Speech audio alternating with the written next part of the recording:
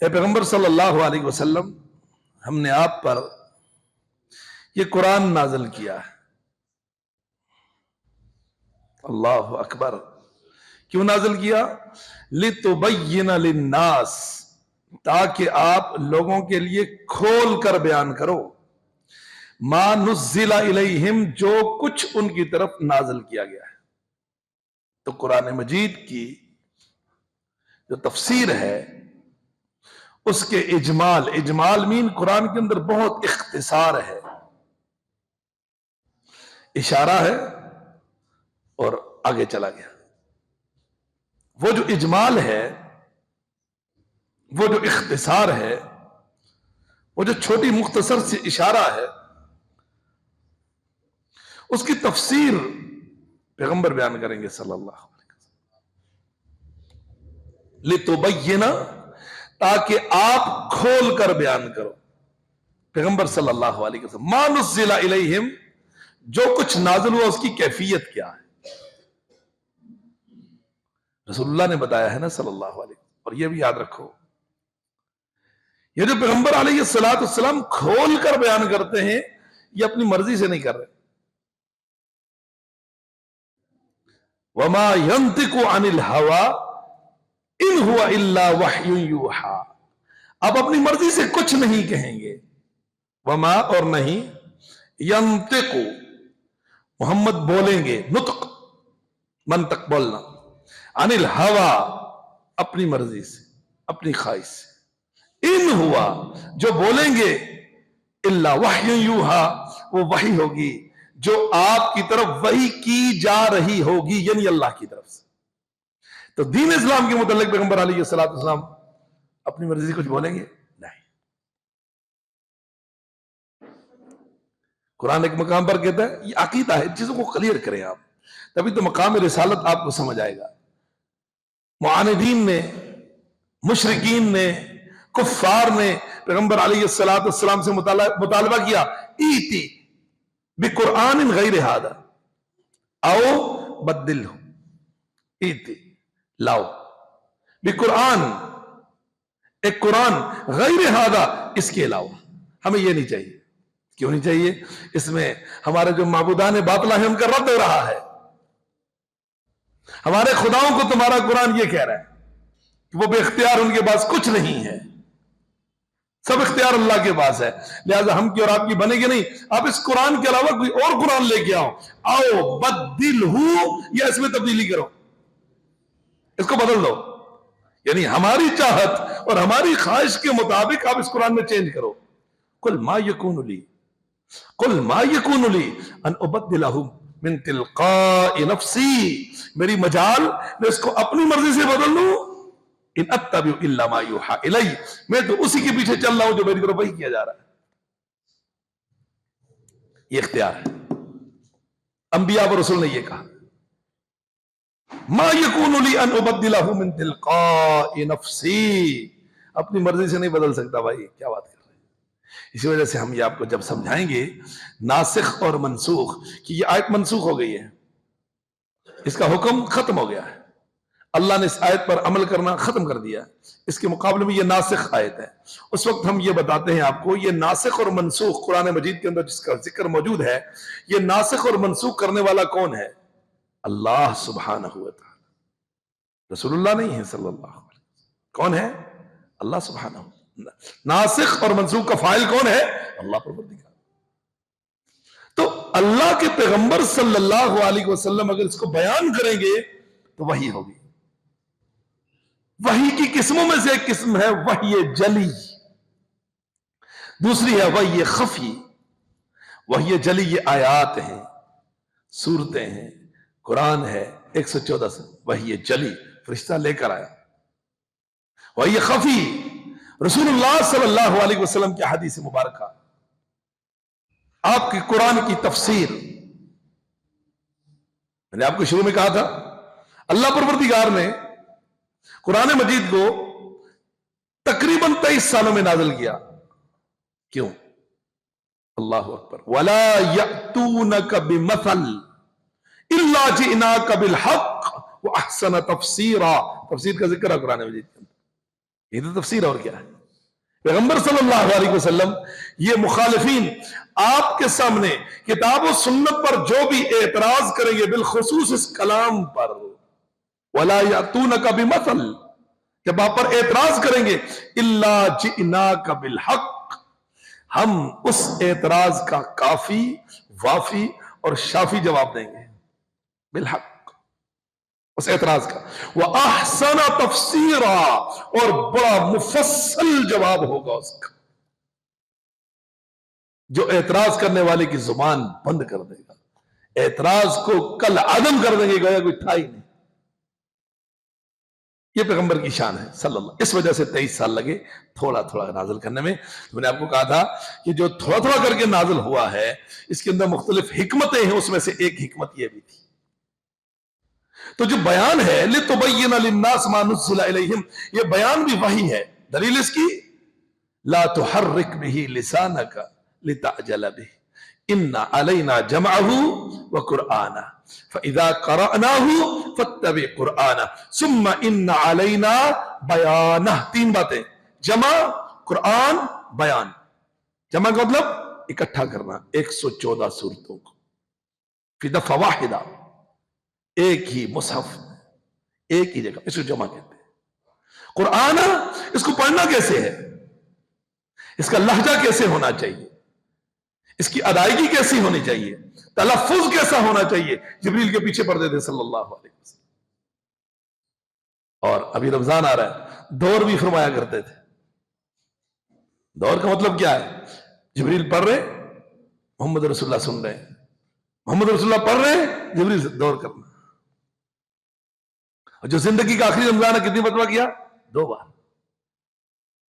اس کا پڑھنا یہ بھی ہم سکھائیں گے. اور پھر تیسری چیز ثم ان علینا بیانہ، اس کا بیان کرنا بھی ہماری ذمہ داری. بات ختم ہوگی. تو اللہ رب العالمین اس بیان کو رسول اللہ کو بتا رہا ہے اور پیغمبر علیہ السلام اپنی زبان سے اپنے صحابہ کو بتا رہا ہے. اسی وجہ سے قرآن کو تلقی کرنا، وصول کرنا، لینا، سیکھنا، پڑھنا، اس پہ عمل کرنا، یہ سب تلقی کے معنی. یہ کس نے کیا ہے؟ صحابہ اکرام رضوان اللہ علیہم اجمعین. وہی پہلی جماعت ہے جس کو اللہ نے سبیل المومنین بھی قرار دیا اور مومنین بھی قرار دیا، جن کی اتباع ہم پہ ان کے راستے پر چلنا ضروری قرار دیا. تو اس بات کو آپ سمجھیں کہ پیغمبر علیہ السلام نے اس قرآن کو لوگوں کے سامنے 23 سالوں میں بیان کیا. اور احادیث متواترہ ہوں یا احادیث احاد ہوں، اخبار دونوں، اخبار متواترہ، اخبار احاد، دونوں حجت. جب رسول اللہ صلی اللہ علیہ وسلم سے کوئی بات سندن صحیح ثابت ہو جائے، خواہ وہ حدیث غریب ہو، مشہور ہو، عزیز، یعنی اخبار احاد ہو یا اخبار متواترہ ہو، سب قبول. شرط کیا ہے؟ صحیح ہونی چاہیے. بھلے اخبار متواترہ ہو، کثرت سے روایات ہوں، لیکن سندن صحیح نہ ہو، قبول ہے نہیں. جیسے 15 شعبان 14 کی رات، آپ کو پتا، پڑھیں جا کر دیکھیں. 14 کی رات کے متعلق احادیث تواتر کے درجے پر ہے، بہت زیادہ احادیث. اور نامی گرامی کتابوں کے اندر احادیث ہیں کلھا ضعیفہ، ساری کی ساری ضعیف، کوئی ایک بھی سندن صحیح ثابت نہیں. سب سے بڑی حدیث جو امام ترمذی نے اپنی جامع کے اندر بیان کی، انہوں نے خود اس پر شرح کی، ثابت ہی نہیں. اس پر ہمارا پورا انحصار ہے. راوی کون ہے، محدث کون ہے؟ ترمذی. تو اخبار متواترہ ہو، اخبار احاد ہو، سب سے بڑی مشہور حدیث آپ سب کو معلوم ہے، علی السنۃ الناس، لوگوں کی زبانوں پر ہے، کون سی؟ انما الاعمال بالنیات. حدیث غریب ہے. غریب کا مطلب یہ پاکستانی غریب نہ سمجھ لینا، غریب سے مراد ما رواہ واحد. رسول اللہ صلی اللہ علیہ وسلم سے اس روایت کو روایت کرنے والا صرف ایک صحابی ہے، کون؟ عمر بن خطاب رضی اللہ تعالی.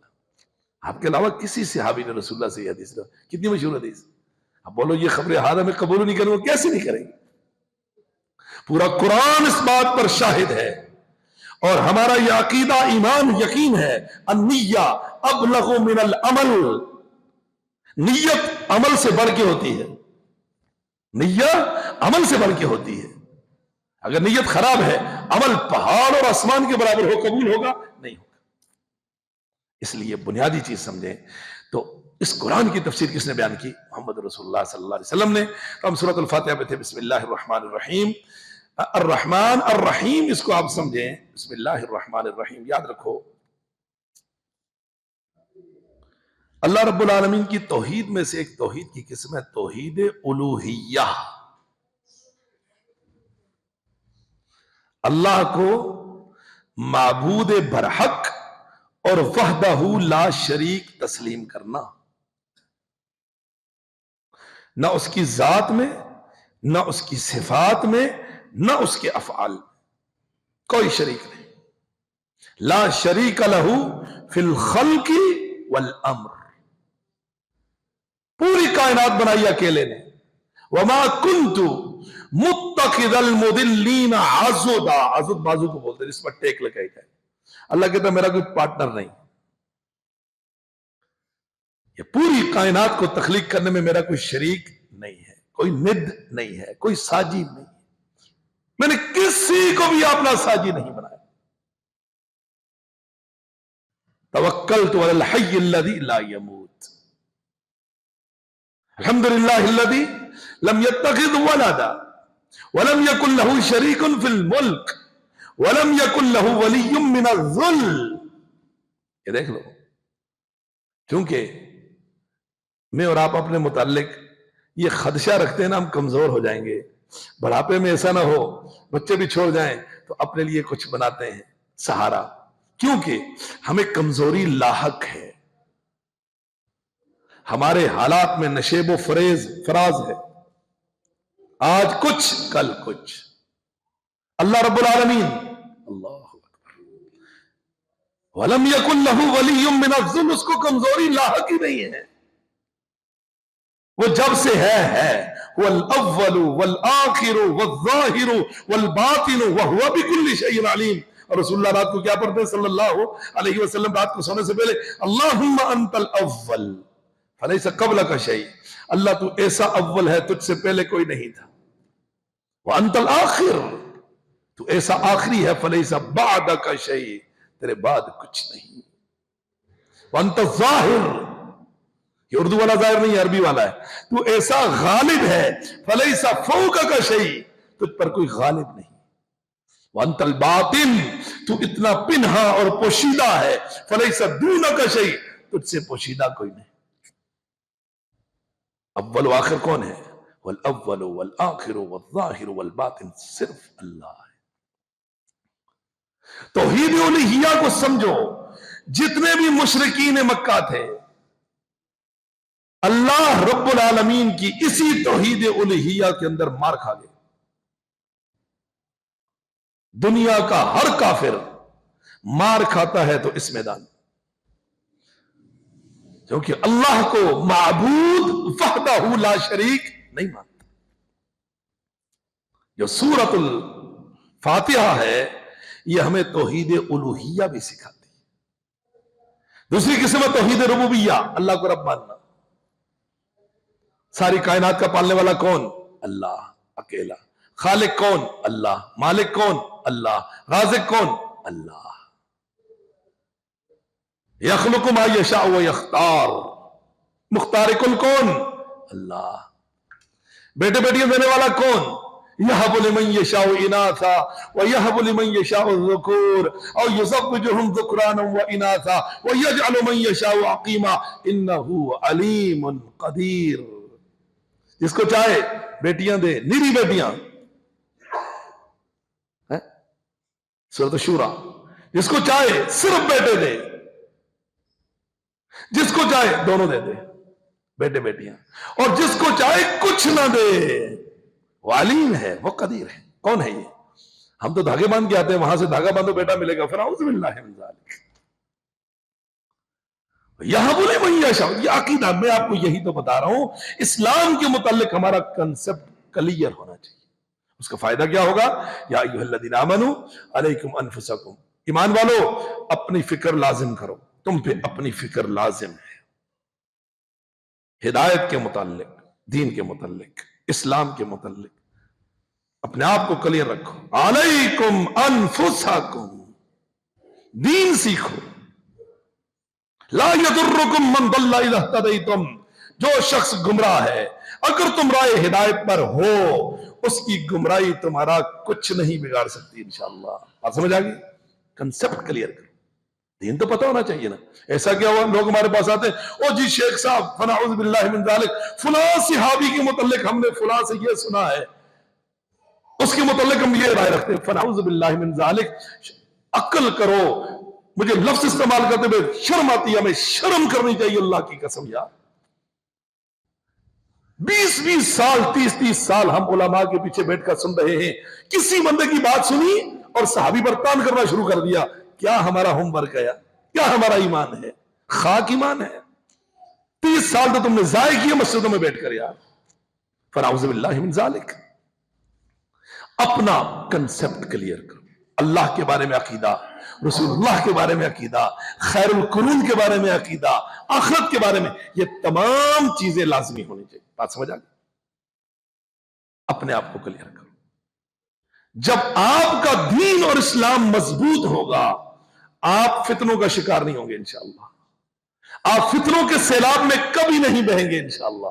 آپ سٹل اپنی جگہ پر قائم. مومن کے بارے میں فرمایا الم ترى کیف ضرب اللہ مثلا کلمۃ طیبۃ کشجرۃ طیبہ اصلها ثابت وفرعها في السماء. سورۃ ابراہیم پڑھو. اللہ کہتا ہے کلمہ طیبہ کی مثال سنو کیسی ہوتی ہے.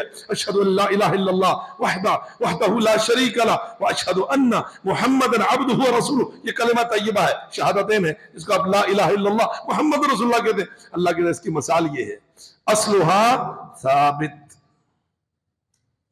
اس کی جڑ زمین کے اندر ہوتی ہے، پیوست ہوتی ہے، بڑا مضبوط اپنے پاؤں پہ کھڑا ہوتا ہے وہ درخت. وفرعها في السماء، اس کی شاخیں، اس کی بلندی آسمان تک جاتی ہے. یہ مومن ہے. یہ نغمہ فصل گل لالا کا نہیں پابند، بہار ہو کہ خزاں لا الہ الا اللہ. کبھی ادھر ادھر نہیں ہوتا مومن. کیا بات کر رہے ہیں؟ پورا عالم عرب مشرک تھا. بدر کے مقام پر جنگ لڑنے والوں کی تعداد کتنی تھی؟ 313. کیا مطلب؟ اقلیت تھے نا، مائنورٹی تھی، تھوڑے سے تھے. 313 کیا ہوتے ہیں؟ 313 تو فوجی تھے. سامنے کتنے تھے؟ 1000. اس کا مطلب یہ ہزاروں کی آبادی تھی جو مشرکین تھے، کفار تھے. ان ہزاروں لاکھوں کی آبادیوں کے اندر 313 ستارے چمک رہے تھے نا. کیسے چمک رہے تھے؟ ان پر حالات نے اثر کیوں نہیں کیا؟ ماحول کا شکار کیوں نہیں ہوئے؟ فتنوں کا شکار کیوں نہیں ہوئے؟ اس وجہ سے ان کا دین مضبوط تھا، کنسپٹ کلیئر تھا. یہ بنیاد ہے. دین کو اچھے سے سیکھو، اتنا مضبوطی سے سیکھو. میں بولتا ہوں اللہ کی قسم، لوگ فتنوں پر ہوتے ہوئے، گمراہ کن عقیدہ رکھتے ہوئے اپنے دین پر اتنے مضبوط ہیں کہ ہم حق پر ہوتے ہوئے ادھر ادھر ہو جاتے ہیں. وہ نہیں ہوتے. ایسا ہے یا نہیں؟ اسٹل اپنی جگہ پر کھڑے، ہم ادھر ادھر ہو جاتے ہیں، ان کی ہاں میں ہاں ملا دیتے ہیں. توحید الوہیہ اللہ وحدہ لا شریک ہے. توحید ربوبیہ اللہ رب ہے. توحید اسماء و صفات اللہ کے ناموں جیسا کسی کا نام نہیں، اللہ کی صفات جیسی کسی کی صفت. تو سارے مشرک عالم عرب اللہ کو رب مانتا ہے، اللہ کو معبود بھی مانتا ہے، لیکن وحدہ لا شریک نہیں مانتا. اللہ کے نبی صلی اللہ علیہ وسلم جب تلبیہ سنا نا، مشرکین حج کر رہے ہیں، مطاف میں طواف کر رہے ہیں، کیا پڑھ رہے ہیں؟ لبیک اللہم لبیک لبیک لا شریک لک لبیک ان الحمد والنعمت لک والملک لا شریک لک. یہ تو ہمارا ہے نا. وہ کیا پڑھتے تھے؟ لبیک اللہم لبیک لبیک لا شریک لک لبیک الا شریکا تملکہ وما ملک. یہ ان کا عقیدہ تھا. یہاں اللہ کے نبی فرماتے ہیں جب انہوں نے پڑھا لبیک اللہم لبیک لبیک لا شریک لک لبیک، فرمایا کاش کے ادھر ہی رک جاتے. یہاں تک تو ٹھیک ہے. کیا بولتے تھے؟ اللہ شریکن، ہاں اللہ کچھ شریک ہیں تیرے، تملکہ، اس کو تو نے اختیار دے رکھا ہے، وما ملک، ان کے پاس کوئی اختیار نہیں. یہ پڑھتے تھے، یہ پڑھتے تھے. ہمارا عقیدہ کیا؟ لبیک اللہم لبیک، لبیک لا شریک لک لبیک، ان الحمد والنعمت لک والملک لا شریک لک. وہ کیا پڑھتے ہیں؟ لبیک اللہم لبیک، لبیک لا شریک لک لبیک، الا شریکا تملکہ وما ملک. کاش یہ نہ پڑھتے، پڑھتے تھے. کیونکہ توحید ربوبیہ میں مسئلہ نہیں تھا ان کو، الوہیہ میں مسئلہ تھا. تو اسلام ہمیں یہ دعوت دیتا ہے کہ لا الہ الا اللہ پڑھنے کے بعد، آپ نے لا الہ الا اللہ پڑھنے کے بعد اب اللہ سے ایگریمنٹ کیا. تو سورۃ الفاتحہ میں ہم کیا بولتے ہیں؟ ایاک نعبد و ایاک نستعین. بسم اللہ الرحمن الرحیم، شروع اللہ کے نام سے بڑا مہربان نہایت رحم فرمانے والا ہے. اللہ بڑا مہربان ہے جی. اس میں الرحمن الرحیم اللہ کی صفت ہے. پہلی بات تو یہ یاد رکھو، اللہ کی ذات ہے، اللہ کا وجود ہے. کیسے؟ جیسے اس کی شان کو لائق. قرآن مجید میں اللہ رب العالمین نے 7 مقام پر کہا الرحمن علی العرش استوى، اللہ عرش پر مستوی ہے. بالکل ہے. تو الوہیہ کے اندر بنیادی چیز کیا آتی ہے؟ ایاک نعبد و ایاک نستعین. اللہ ہم تیری ہی عبادت کرتے ہیں، تو جی سے مدد چاہتے ہیں. تو الحمدللہ رب العالمین، توحید ربوبیت. الرحمن الرحیم، یہ قانون رحمت ہے، آپ کو بیان کر دیا. الرحمن، اللہ رب العالمین رحمان ہے، مسلمان کے لیے بھی، کافر کے لیے بھی، دنیا میں بھی اور آخرت میں. ٹھیک، دنیا کے اندر کافر مسلمان سب کے لیے اللہ رحمان ہے. یہ لیکن رحیم کس کے لیے ہے؟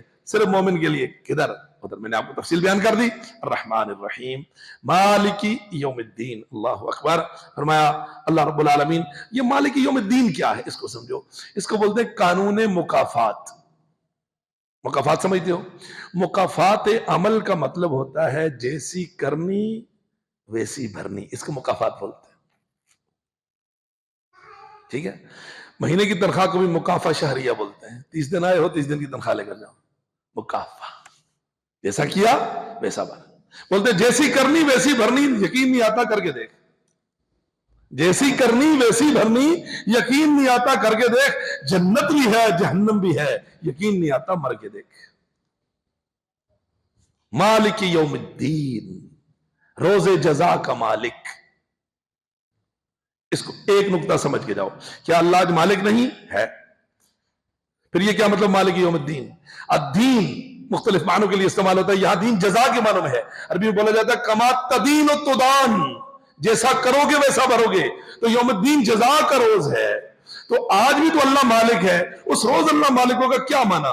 اس کا معنی یہ ہے آج اللہ مالک ہے، لیکن اس نے مجھے اور آپ کو کچھ اختیار دے رکھا کہ تیری مرضی مسلمان بن، تیری مرضی کافر بن، تیری مرضی اللہ کو مان نہ مان، آخرت کو مان نہ مان، قبر کی تیاری کر نہ کر، تیری مرضی. انا ہدیناہ السبیل، میں نے راستہ بتا دیا ہے. اما شاکرا و اما کفورا، شاکر بن تیری مرضی، نہ شکر بن تیری مرضی. یہاں اللہ نے کچھ اختیار دے رکھا ہے. مالک یوم الدین، روز جزا کا مالک. اس روز اللہ وہ اختیار بھی واپس چھین لے گا. این الجبارون این القہارون لمن الملک اليوم للہ الواحد القہار. کہاں ہے دنیا کے اندر بڑی بڑی حکومتوں، سلطنتوں، عمارتوں کے دعوے کرنے والے؟ بتاؤ آج کس کی بادشاہت ہے؟ جواب آئے گا للہ الواحد القہار، اللہ واحد جو سب پہ غالب ہے. یعنی اس روز ہم چاہیں گے اللہ رب ارجعون، دنیا میں واپس بھیج دے. اللہ ہم نہیں کریں گے نعمل غیر الذی کننا نعمل، واپس بھیجا جائے گا نہیں. تو مالک یوم الدین سمجھ آ گیا. مالک یوم الدین میں کیا ہے؟ قانون مکافات. جیسا ہم یہاں کریں گے ویسا ہی وہاں رزلٹ ملے گا. اللہ ہم سب کی حفاظت فرمائے. مالک یوم الدین کے بعد ہم نے پڑھا ایاک نعبد و ایاک نستعین. ایاک نعبد و ایاک نستعین ہے. یہ اس کے اندر ایک بنیادی چیز یہ ہے، ایاک نعبد و ایاک نستعین، یہ جملہ، یہ آیت ہمیں مخلوق کی غلامی سے نکال کر اللہ کا غلام بنا دیتی ہے. یہ آیت کس کی غلامی سے نکالتی ہے؟ مخلوق کی غلامی سے نکال کر کس کا غلام بنا دیتی ہے؟ اللہ کا۔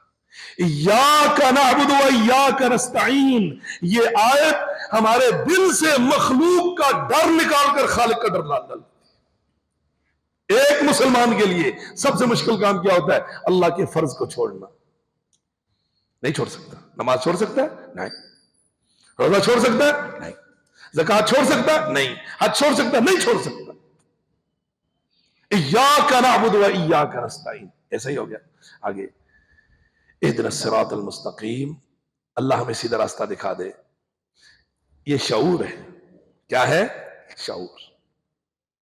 ہم کس چیز کا انتخاب کر رہے ہیں؟ بولتے نا یہ بڑا جینیس ہے، بڑا ذہین ہے۔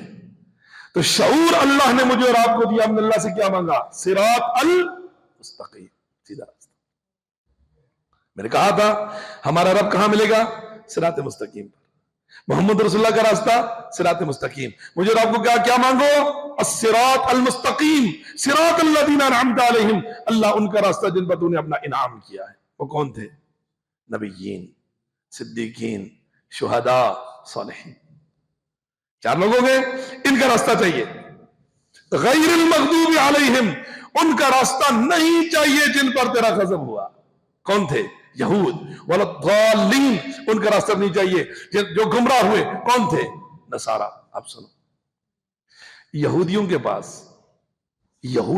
پاس علم تھا، عمل نہیں تھا۔ غور کرنا، یہود کے پاس عمل، دلیل، یعرفونہ کما یعرفون ابناءہم، پیغمبر کو ایسے جانتے تھے جیسے اپنی اولادوں کو جانتے ہیں۔ ان کو معلوم ہے یہ مجسم رحمت جو بندہ ہمارے سامنے بیٹھا ہو یہ اللہ کا رسول ہے، یہ اولاد ابراہیم میں سے ہے، اسماعیل کا بیٹا ہے۔ ہم جانتے ہیں لیکن نہیں مانیں گے۔ عمل ہونے کے، علم ہونے کے باوجود عمل نہیں کیا، نتیجہ کیا ہوا؟ مغضوب علیہم، اللہ بچائے۔ جب آپ کو کسی چیز کا علم ہوتا ہے، آپ اس علم کے خلاف جا کر تحریک چلاتے ہو، آپ اللہ کے غضب کا شکار ہو جاتے ہو۔ مانو اس بات کو۔ مغضوب علیہ، علم ہونے کے باوجود عمل نہ کرنا گناہگار ہے انسان، لیکن علم ہونے کے باوجود اس سامنے جو ہماری چیز ہے اس کا انکار کرنا اور اس کے خلاف تحریک چلانا، یہ کیا ہے؟ مغضوب علیہ۔ یہود مغضوب علیہم اسی وجہ سے ہوئے کہ ان کے پاس علم تھا لیکن عمل نہیں تھا۔ اللہ ہم سب کی حفاظت فرمائے۔ آج ہم کہاں جا رہے ہیں؟ وَلَضَّالِّينَ، اللہ ان کا راستہ لیا جو گمراہ۔ یہ کون تھے؟ نصارہ۔ ان کے پاس کیا تھا؟ عمل تھا، علم نہیں تھا۔